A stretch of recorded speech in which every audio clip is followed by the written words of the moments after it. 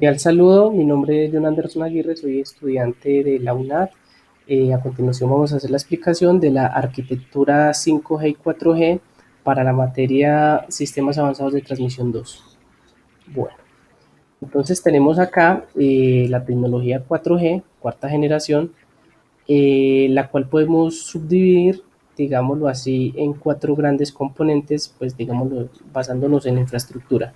Por este lado, contamos con, digamos, la interfaz no, digamos, los equipos usuarios, las estaciones base, que digamos es como el componente de acceso al medio.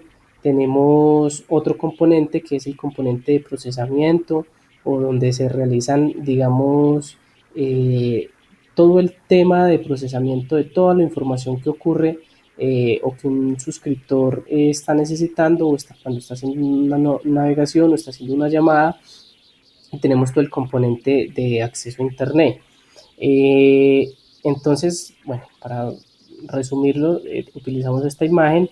Entonces tenemos un componente de IU-Trans, que es, digamos, cuando el funcionario, el suscriptor o el usuario final se conecta a través de una estación o nodo base, ¿sí? Después de llegar los datos a la estación base, pues digamos que si existen más estaciones base para llegar al nodo, digamos, del core, pues pasará por ellos, si no, pues pasa directamente. En el core, ¿qué tenemos? En el core tenemos varios servicios, ¿sí? Tenemos unas bases de datos donde están todos los suscriptores, todo el direccionamiento IP de los equipos. Tenemos otras bases de datos, digamos, del procesamiento de las estaciones base, de, bueno, diferentes componentes que lo que hacen es que, digamos, nos permitan a nosotros comunicarnos. Eh, cuando, ¿Cómo funciona el 4G? Digamos, tenemos nuestro equipo, él se conecta a una estación base, él se suscribe, digamos que esa señalización o ese sincronismo va hasta los servidores, regresan y dicen sí, este usuario tiene derecho a conectarse a internet porque paga un plan de datos y pues digamos ocurre la comunicación. ¿Qué tenemos en cuenta acá para este suscriptor? Que este suscriptor puede moverse y se va conectando a las diferentes estaciones base de acuerdo pues a las necesidades de señal. Para eso hay que tener en cuenta estos cuatro parámetros. RSSI, que es el indicador de fuerza de señal recibida, entonces él sensa cada señal que le está llegando de una estación base y se va a enganchar a la mejor.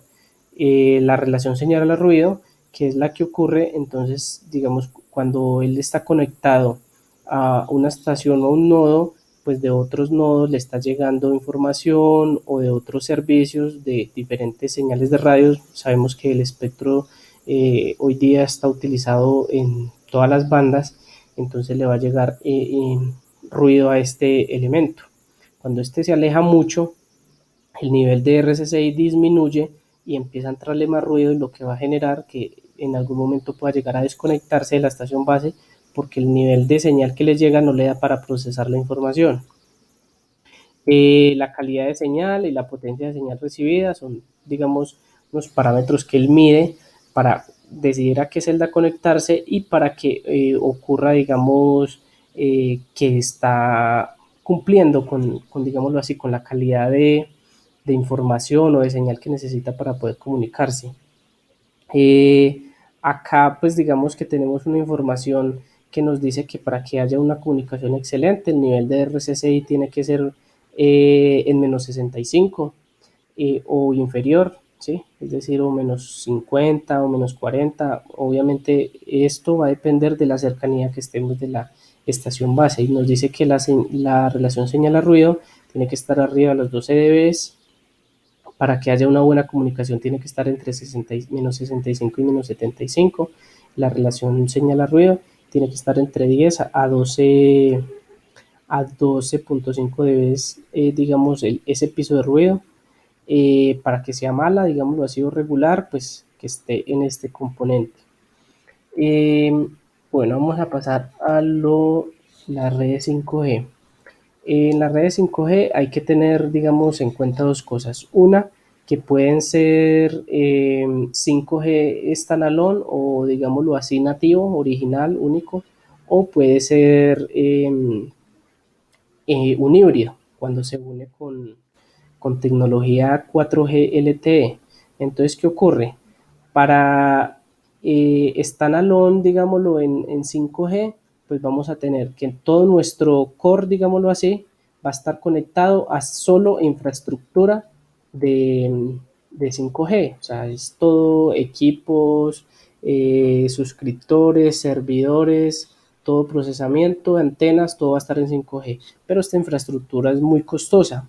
Actualmente se está trabajando en un híbrido que es que trabaja parte en LTE y parte en 5G. Entonces lo que se hace es un híbrido, mejora la velocidad obviamente al estar conectado a 5G, pero no se llega como digamos a esas velocidades que nos promete el 5G, que es una latencia de 1 milisegundo y velocidades superiores a los 250 megabits por segundo, incluso llegan a hablar de más de 1 giga. ¿Cómo está conformada la arquitectura del 5G? Entonces el 5G, pues como las antenas son un poquito más pequeñas, o bueno, más pequeñas no, tienen menos alcance, dado que están en una frecuencia más alta y por ende transmiten a una potencia más baja, dado que existe una relación inversamente proporcional. Entonces, pues se necesita muchísima más infraestructura para trabajar en 5G.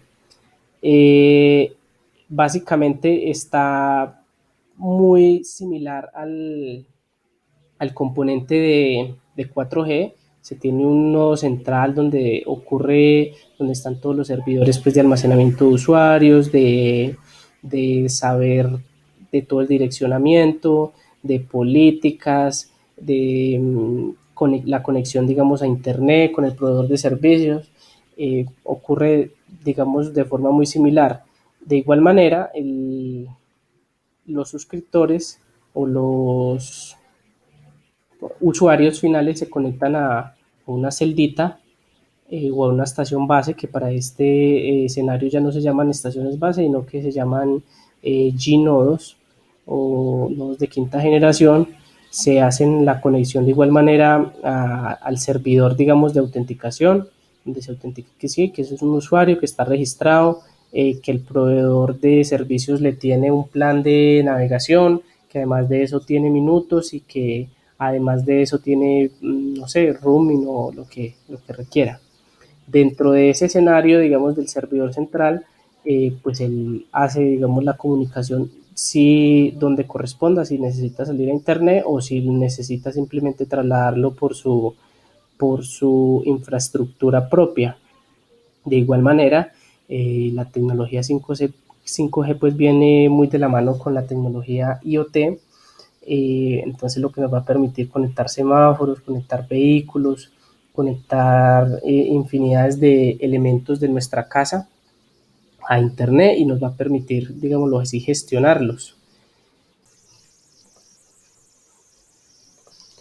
Bueno, ya acá como tal vemos un poquito más discriminada la arquitectura. En la diapositiva anterior la veíamos como un poco más gráfica, esta ya es digamos más técnica.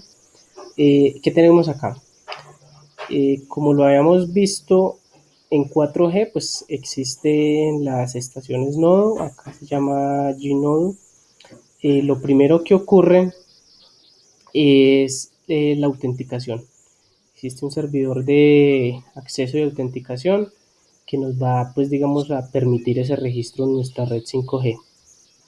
Perdón. Eh, Existe como una especie de servidor de secciones de sesión, que es el que me dice terminó la sección de navegación, terminó la llamada, inició la llamada y digamos todo ese componente. Existe una autenticación de función, digamos, en el servidor. Esto es, digamos, para que nos diga si tenemos o no derecho a servicios de navegación, a servicios de llamada o a lo que corresponda de acuerdo al proveedor de servicios o lo que se haya contratado. Tenemos el UDM, que es la Administración de Datos Unificada. Eh, También tenemos, bueno, este digamos que ya es como una especie de registro. el SIDF, que nos va a permitir identificar, digamos, con seguridad qué es lo que tenemos pactado con nuestro proveedor de servicios.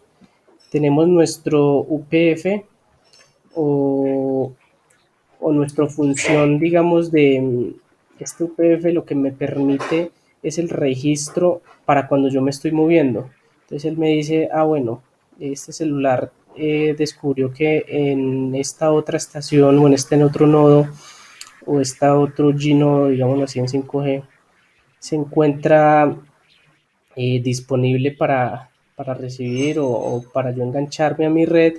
Entonces él me conserva, digamos, toda esta información que yo estaba trabajando acá y me la empieza a transmitir por, digámoslo así, por la otra, por el nuevo, por mi nuevo sitio donde estoy enganchado, cuando me estoy desplazando en un automóvil o voy caminando y me cambio de una celda a otra.